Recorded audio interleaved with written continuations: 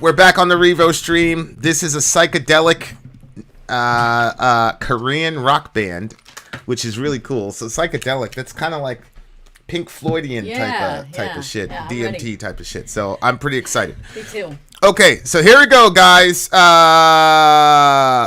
it the Beautiful Mountains or something like that? And let's go.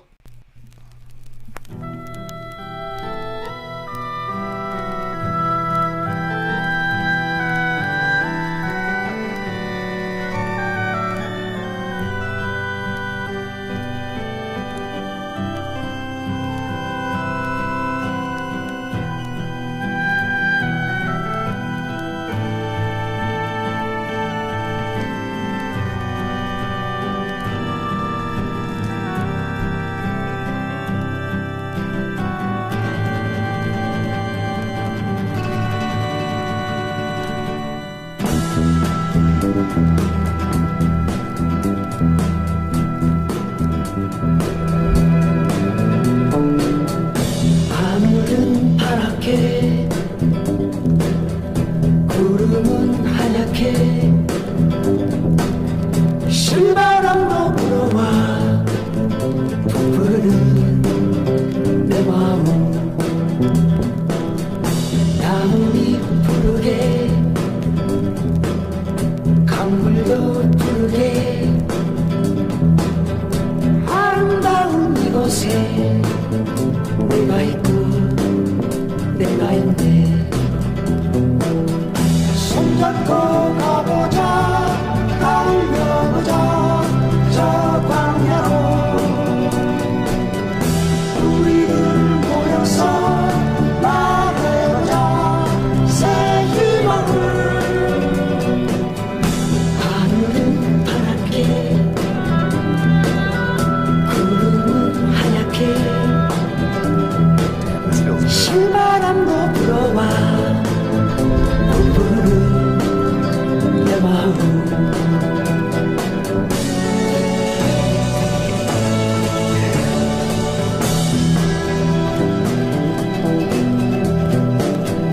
우리는 이동해 우리는 태어나고 아름다운 이곳에 자랑스러운 곳에 살리라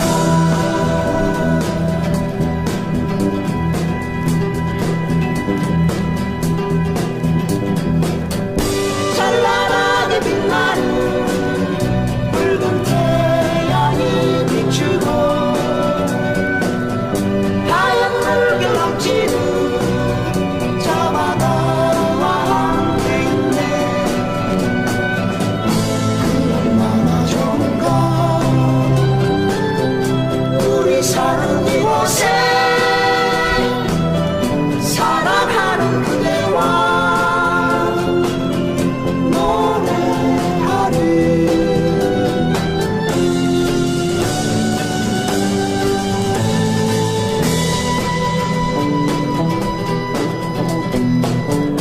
오늘도 너를 만나러 가야지 말해야지 먼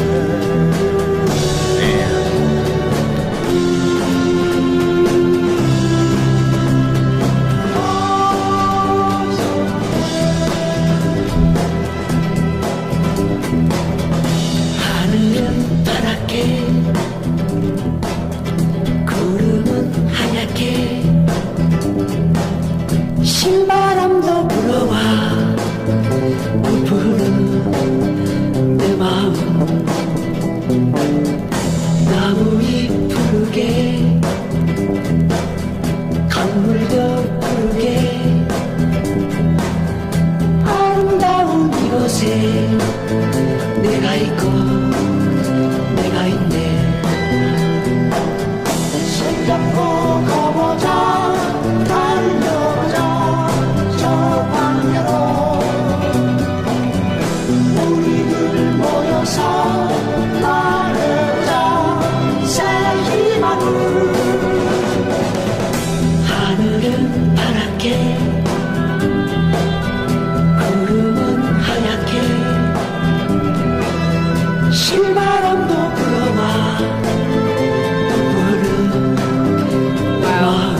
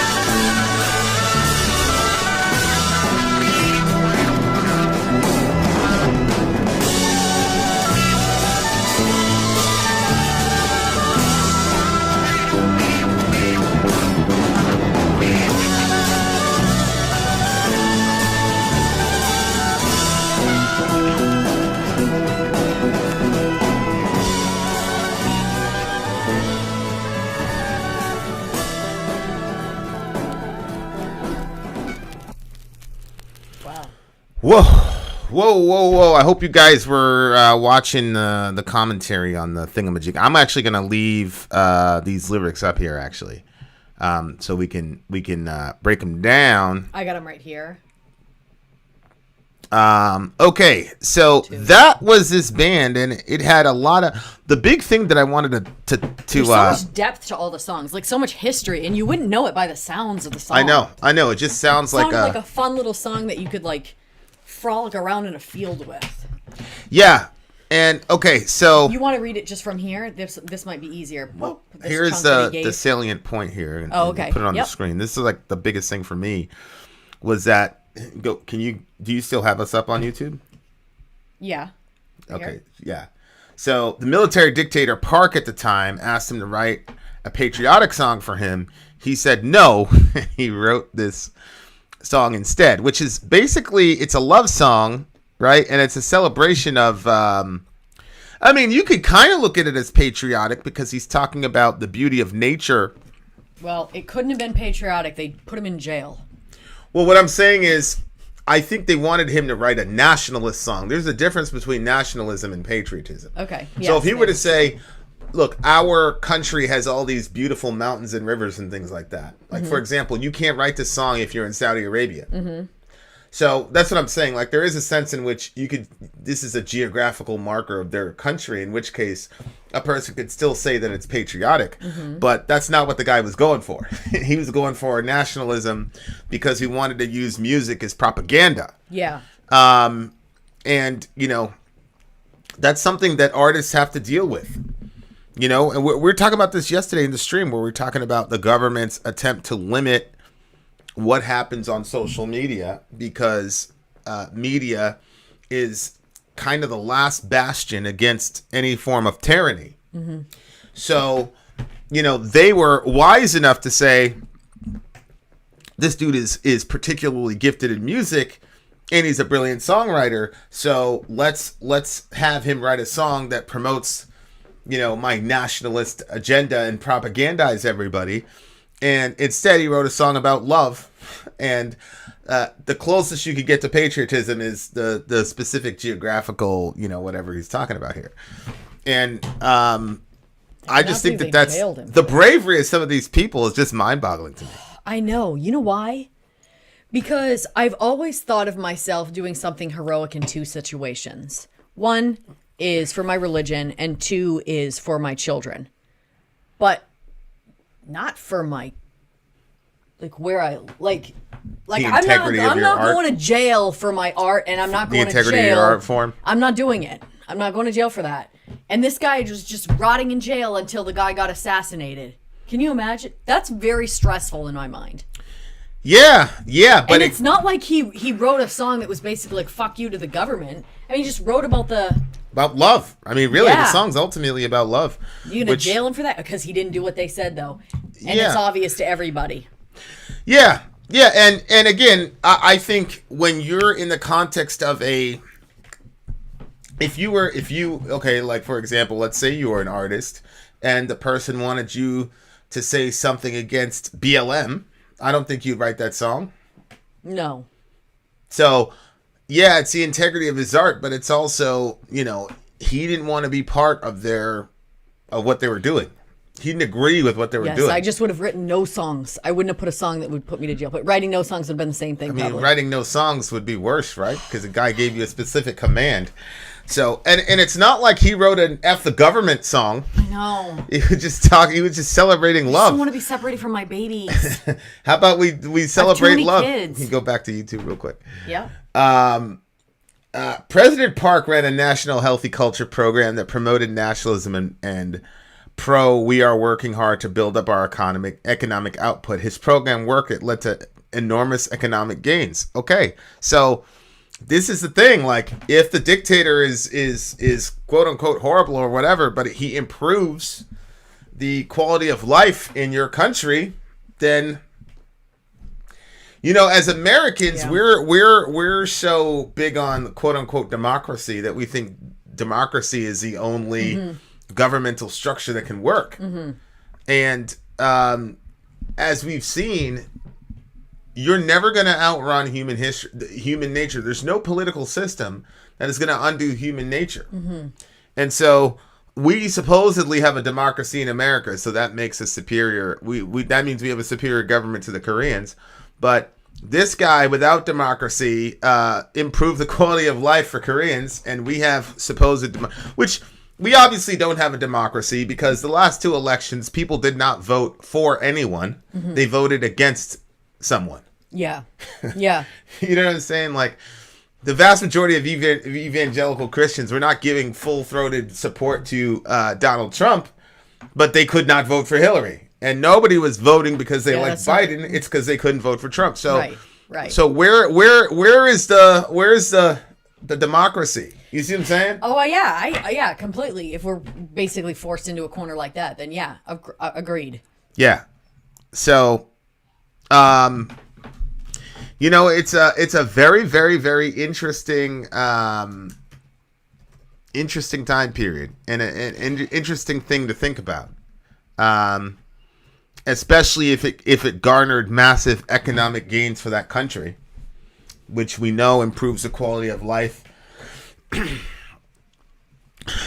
over the place. But, obviously there's the drawback of, he had this sort of autocratic power. And I understand that. And obviously, as an American who believes that democracy is the best form of government, because I'm an American, we go, oh my God, he was a dictator or whatever. But it's like, okay, so we've now got our government going to social media platforms, telling them who to deplatform, who not to deplatform, and then saying things like, hey, we're going to go if you get banned from one, you should be banned from them all.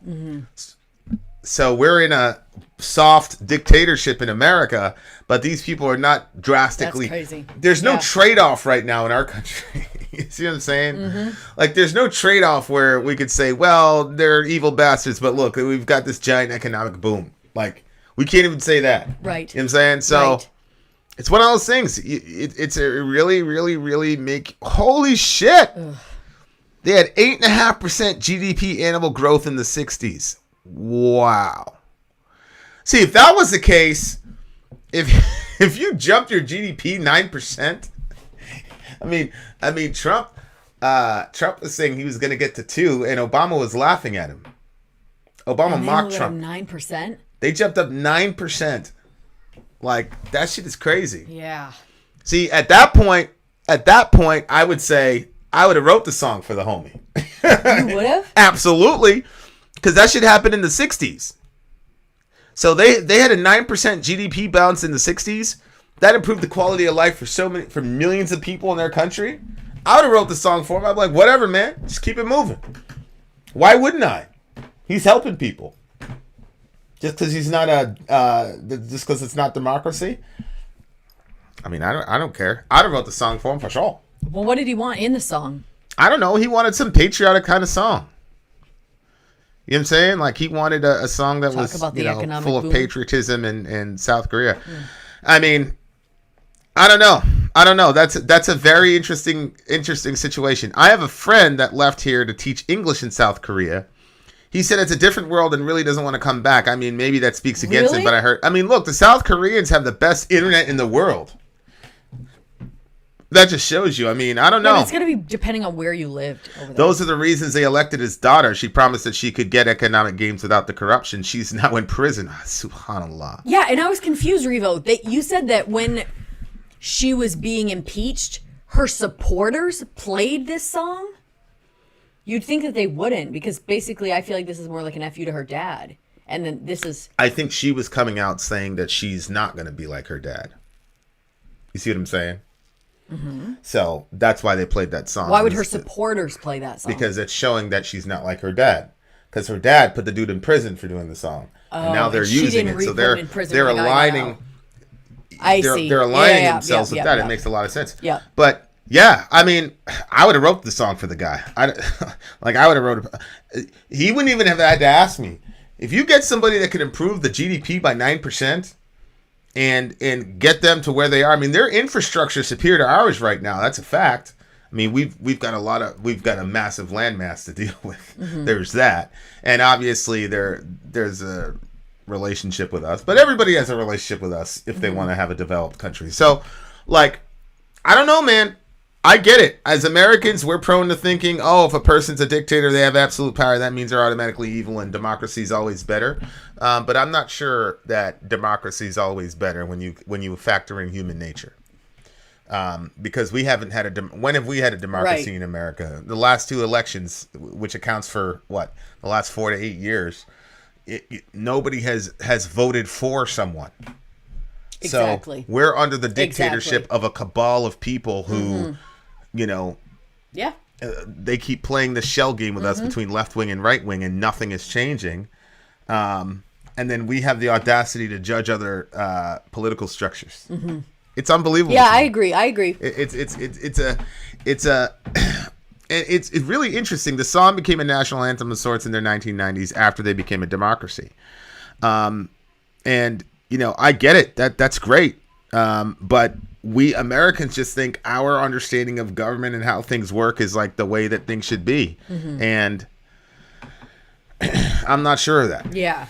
There's a reason we had to initiate term limits. And the question is term limits, is that really truly democracy? Because if the people really want that guy, then who are you to say that they can't? See what I'm saying? So there's a lot of things that you have to really think through. And it's not as simple as a lot of people want us to think. But go ahead. So I said I would have wrote the song for the homie. You look like you have an issue with that. So talk to me about that. The reason that I think that I have an issue is because I'm not sure if I completely understand the situation. So they're free or not free at this time, the people? Are you saying it depends? It depends on free? It depends on how you define freedom. Okay, are they being oppressed? And this government is telling them, even though you're oppressed and all this and that is happening, I still want you to sing the praises of how much gains we've gotten financially so we can tell the world how great we are when there's literally some very obvious issues. Well, I think every government to a degree oppresses its people. Yeah, but you get what I mean. No, I don't get what you mean, because again, these are American presuppositions. So for example, are you a free person in America? Yeah, I'm not an oppressed person in America. I'm not free completely, but I'm not oppressed. How can you be free and not oppressed simultaneously? Because freedom is... Nobody's ever going to be fully free because... I could say I don't have freedoms because I have to follow the speed limit. I definitely feel like I don't have freedoms. Freedom? I feel like I don't have freedoms that the government takes my taxes and pays to abort children. I have a problem with that. I don't feel like that's freedom. But them putting speed limits is for the greater good. Huh? That's not oppression? Well, I guess I was defining... If they took money out of your pocket? No, I guess I wouldn't have categorized it as oppression. I categorize oppression as it's directly affecting my family and my life. Like, that affects me emotionally as far as what's going on with that. Well, but they're not going to come in and abort my kids or come in and tell me I can't have X amount of kids. So if you walk down the street every day, right? Somebody went to you at gunpoint and took your money every day. Would you call that person an oppressive person? Yes. That's what a tax is, right? It's government taking money at gunpoint. Yeah, I do see what you're saying. It is forced. And if we don't, we could go to jail. I see what you're saying. It's at gunpoint, because if you say no, then they come to arrest you. And if you say, no, I'm not going to prison, which is a deprivation of your freedom, they can kill you. And they will kill you. Yeah. So how is that not oppression? They're taking money out of your pocket, money that could have went into your kid's mouth, and they're using it to kill other children. So that's a problem. How is that not oppression? That's oppressive. Okay. I wasn't looking at it like that. What about all my left-wing friends? What about them? During the Iraq invasion? Yeah. They didn't support the Iraq invasion. They were completely against it. We took their tax dollars. We took money out of their pockets. Yep. And we put it toward a war to kill a bunch of innocent people that all our left-wing friends were against. So that's what I'm saying. Yeah. Like I the founding fathers would have been like, what the fuck is this? There would have been another war. You see what I'm saying? Mm-hmm. Because what the founding fathers of this country called oppression and tyranny was just really exorbitant taxes in their mind state. So if I just stayed on taxes they interpret that as oppression. So all I'm saying is Americans have this like presupposition that we, Yeah. that we're free. And the reason is because the reason that we're doing that is because our oppressors are much more intelligent than normal oppressors. They're very wise about the way they oppress people. If you mix in, if you make it complete and total naked oppression, people are going to revolt against that. But if you oppress them in such a way as to make them think that they're not oppressed, then you're golden, because nobody wants to become uncomfortable. So if you mix just enough comfort in with the oppression, you're gonna get to rule a lot longer than if you're just a straight, horrible fascist dictator. So, Yep. this president was our biggest ally in the Vietnam War. That's how he got the U.S.'s support behind him, et cetera, et cetera.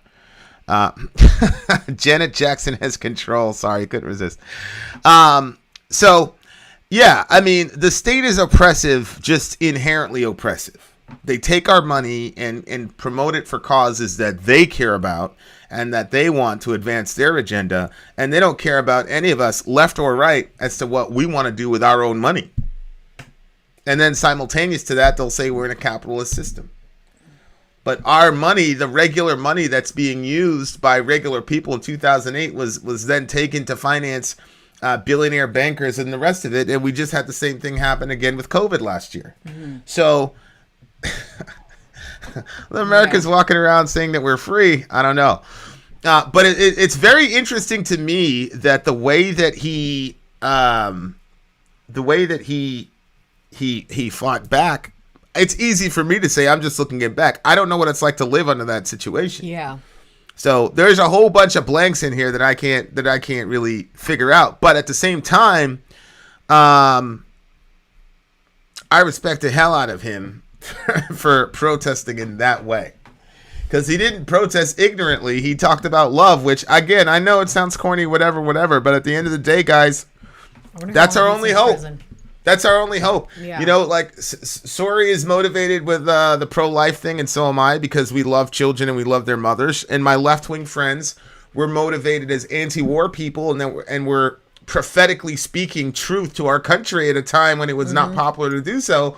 But I believe that was whether they're Christians or not, at the center of that movement against war, in the early Iraq days, was they loved their country and they loved just humanity in general. Mm-hmm. I really believe that. Mm-hmm. And so whether you're a Christian and you're fighting for babies out of love, or you're a stone cold leftist and you're fighting for, think about how beautiful that was. All those anti-war protests against, that the left wing was doing during Iraq. Anybody can look at a baby. If you look at a little baby and say, should you kill this person? Most people say, no, we can't do that, right? Mm-hmm. But these people were protesting for people across the sea they've never met before and would never met before. Mm-hmm. But they took to the streets. And it's the only thing I can look back at and be proud of as an American. I said, okay, I was wrong on the Iraq thing, but I can be proud and say, you know what? We had a contingent of people that said, no, this is wrong. That represented our country and said, no, this is wrong. Yeah. And so for that, in my mind, we've got an eternal debt to those people that did that shit. Now, the time has revealed that they were completely right and we were wrong. And the same thing is going to be true with the abortion question. Time's going to reveal the obvious truth about that as well. But I'm glad that, as regards that people were able to stand up for their government. So the relationship between speech, media, the government, and how that works, and propaganda and all that, is extremely complex. Extremely complex. Okay, what do you get the song? So for me, it's probably an 8.3 or 8.6 for sound. But the guy went to jail over this. And so I can't disrespect and give him anything under than an 11. He believed in what he was doing so much that he went to prison. That's an 11. I completely disagree with you. I think the sound was amazing. It was really good, but it was Pink Floyd-ish. Some people were talking about the Doors and stuff. I'm not really very familiar with the Doors, but I definitely felt like a lot of Pink Floyd. And then, you had the flute. So it just sounded very. The dating was perfect. I love that. Okay, so I'm going to give it an 11 as well, but not just because of the historical impact, but I genuinely love the song. It was one of those chill songs. It was about 9 minutes as well. Like, that was one of those songs that I wished really didn't end. I just love the soundtrack of it. And I felt like, you know, like if we went to Korea, you know what I'm saying? Like, this would be like a required song that you had to listen to. You know what I'm saying? Oh, for sure. I mean, So really, really good stuff. And again, show me another channel where you're gonna hear that. I don't think you'll find one. Shout out to Revo. Vin out. Sori out. Gone.